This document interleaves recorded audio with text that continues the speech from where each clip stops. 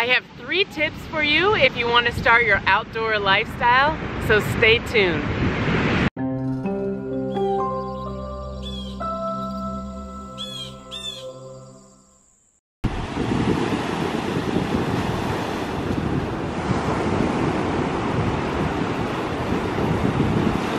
It's a pretend hug, or a real one. Hello and welcome to Spirit Forest. If you see that I am still in California, I am enjoying the beach, and behind me you'll see my nieces. Let's see if they're in the shot at all. There they are, right behind me, right there. Those are my nieces. I have one that is 14 years old and another one that's 11 years old, and they are a lot of fun, and I'm going to show you guys them later in the video. You know, I've always been into the outdoors. Always been an outdoor girl. I hiked a lot when I was a little girl in my backyard area.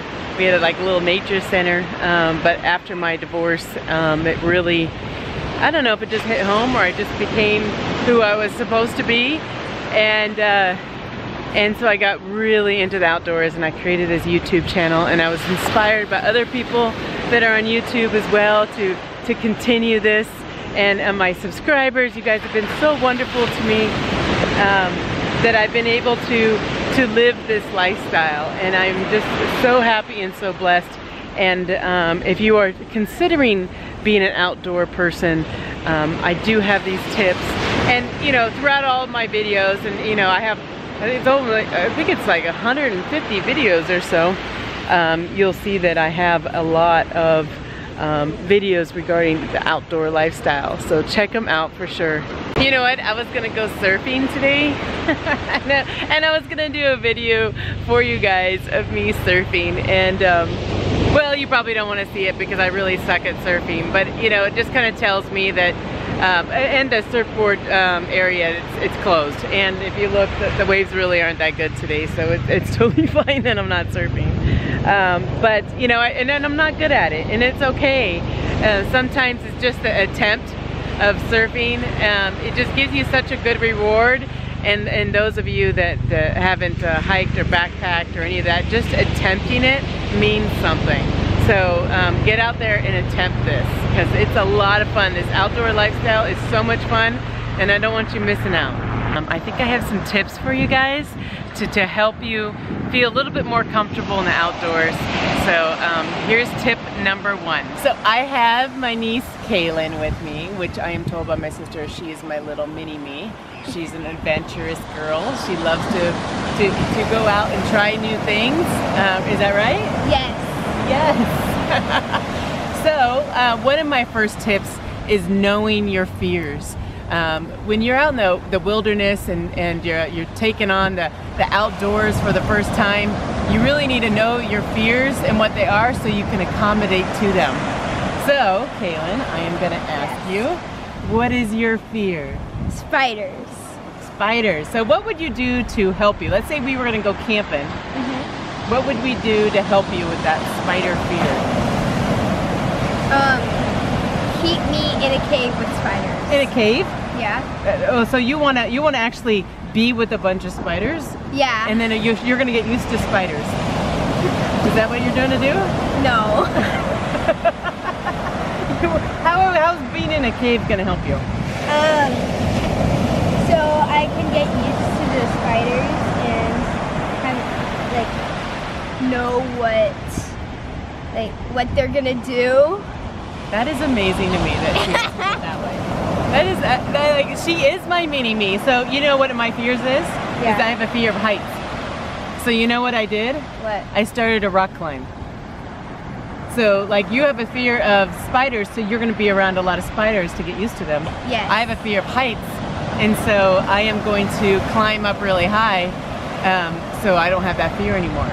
So again, what my tip is to know what your fears are.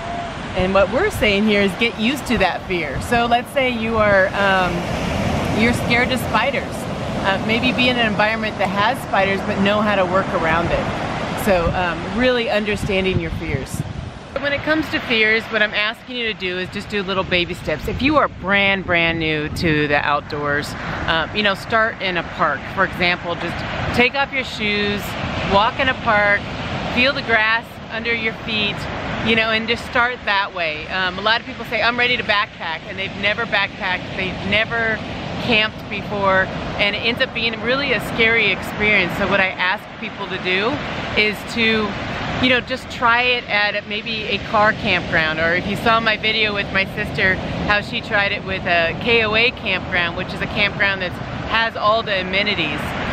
Don't start off right away just right into backpacking, but just go in little steps. So I have my niece Quinn with me, and we are gonna go over tip number 2. What is tip number 2? To set goals. Set goals, yes. In order to be an outdoor person, you gotta be able to set a goal. If this is something that you really, truly wanna do, you gotta set a goal, because say, I wanna be an outdoor person, but what does that mean? Because you don't know, like, what do you want to do? Do you want to go hiking? Do you want to go kayaking? Do you want to go rock climbing or mountain bike? What kind of outdoor person do you want to be? So what I'm telling you to do is set a goal. Now, Quinn knows a lot about goals, right? Yeah. So she has set a goal. She is an awesome swimmer. She's a freshman in high school. And tell us what you did this year. I'm lettering. I am on the varsity swim team. She's on varsity her freshman year. Now that's something I always wanted to do. One of my goals when I was in high school was to be a runner. And I wanted to letter. I ended up getting injured my freshman year and wasn't able to letter, but Quinn was able to letter, and I am so proud of you. She's done such a wonderful job. Quinn, how often do you swim? Every day. Every day? Every day. Is that 7 days a week you swim? Six. Yeah. 6 days a week you swim, and how long do you swim for per day? 2 hours. 2 hours a day? 2 hours a that day. you're swimming? Yes.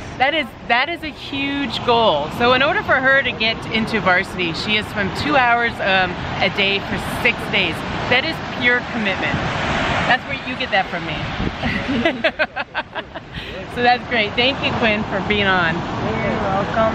In setting your goals, make sure you set small goals at first and then a larger goal. When Quinn first started swimming, she wasn't swimming every 6 days a week, 2 hours a day. She's been swimming for a long time.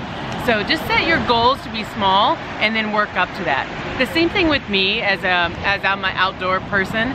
I didn't plan on doing a 25-mile hike through the Grand Canyon without actually doing my work ahead of time. I would hike, I think it was like 5 days a week for about 3 hours during those 5 days.